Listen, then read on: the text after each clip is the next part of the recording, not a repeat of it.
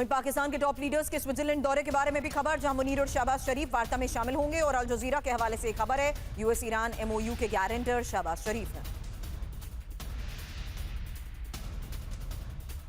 अब US Iran वार्ता पर पाकिस्तान के विदेश मंत्रालय का बयान कि इस्लामाबाद मध्यस्थ की भूमिका में और कतर की सह मध्यस्थ की भूमिका है। वार्ता के वक्त मुनीर और शहबाज मौजूद रहेंगे।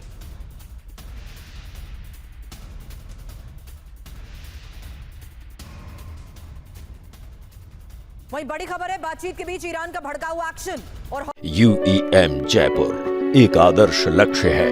भावी छात्रों के लिए अच्छी नौकरी, भविष्य के लिए तैयार कौशल के साथ अच्छी शिक्षा। हॉर्मुज़ के सभी समुद्री रास्ते फिर बंद, जहां ईरान की सेंट्रल मिलिट्री कमांड का यह एक्शन है। लेबनान में आईडीएफ के हमलों से ईरान और ज्यादा भड़क गया है। लेबनान पर हमले, एमओयू की शर्त का उल्लंघन।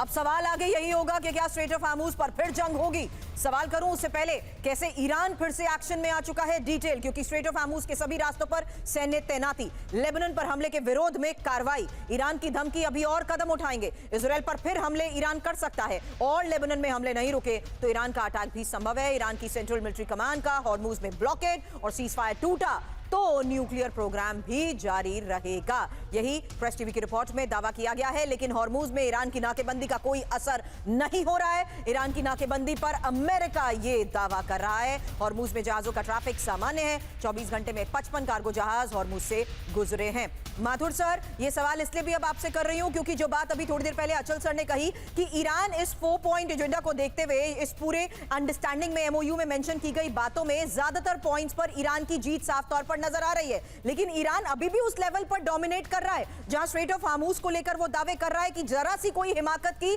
तो कंट्रोल अभी भी हमारे हाथ में और ये दरवाजे बंद।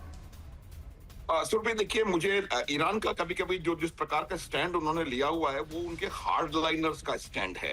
ये उन लोगों का स्टैंड है जिन्होंने अपने सुप्रीम कमांडर को मरते हुए देखा है, अपने शायद पूरे परिवार को मरते हुए देखा है, और उनका स्टैंड है कि वो किसी भी प्रकार से झुकेंगे नहीं। मैं इतना बता सकता हूं सुरभि, ये जो सो कॉल्ड डील या एमओयू है, ये पूरी तरह से ईरान के पक्ष में लोडेड है। सिर्फ 1 या 2 इश्यूज ऐसे हैं जहां पर ऐसा लगता है कि अमेरिका भी थोड़ा बहुत अपना ले रहा है। पूरी तरह से लोडेड है। इफ यू वांट, एक एक करके 14 के 14 इश्यूज हम डिस्कस कर सकते हैं। बिल्कुल। तो जहां तक सवाल ईरान का है, अब उनको दूरदर्शिता दिखानी पड़ेगी। अब उनको ये देखना पड़ेगा कि कैसे वो इसको कर लेते हैं। आप देखिए, जितने पैसे इनको कहां से आ रहे हैं इज नॉट ए इशू। जितने पैसे इनके लिए सेट असाइड किए गए हैं, वो पैसे उनके जीडीपी से ज्यादा है। आप सोच सकते हैं कि किस प्रकार से ईरान की जो इकोनॉमी है, जो कि 47 वर्षों से पिछड़ रही है, दबाव में है, वो अचानक से एकदम से लिड खुल जाएगा और वो कुछ का कुछ हो जाएगा। 1-2 चीजें मैं और बताना चाहता हूं इसमें। देखिए, पैसा आने वाला है, उसको किस प्रकार से खर्च किया जाएगा उन्होंने ऑलरेडी कहना शुरू कर दिया है। उनके जो एयरफोर्स वाले हैं वो कहते हैं हम हवाई जहाज खरीदेंगे। वो कोई भी किसी भी अच्छी स्कीम की बात नहीं कर रहा है, रिकंस्ट्रक्शन, रीबिल्डिंग की बात नहीं हो रही है। तो सिर्फ और सिर्फ अपनी सेना कैसे दोबारा शक्तिशाली बनाई जाए, इसके ऊपर बातचीत कर रहे हैं। ये एक बहुत, मेरे ख्याल से एक बहुत खराब उनकी नियति है।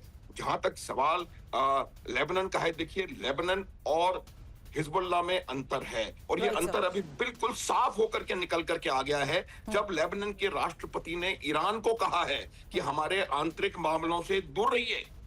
ये लेबनान के राष्ट्रपति का ईरान को संदेश है। तो ये मेरा मानना है कि जब हम हिजबुल्लाह और लेबनान को अलग करेंगे, कि हमस और फलस्तीन को अलग करेंगे, हूती और यमन को अलग करेंगे, तो चीजें अपने आप सही पर्सपेक्टिव में आती जाएंगी और आपको लगेगा। तो मेरा ये हिजबुल्लाह पर हमले लगातार अभी होते रहेंगे। Understood sir.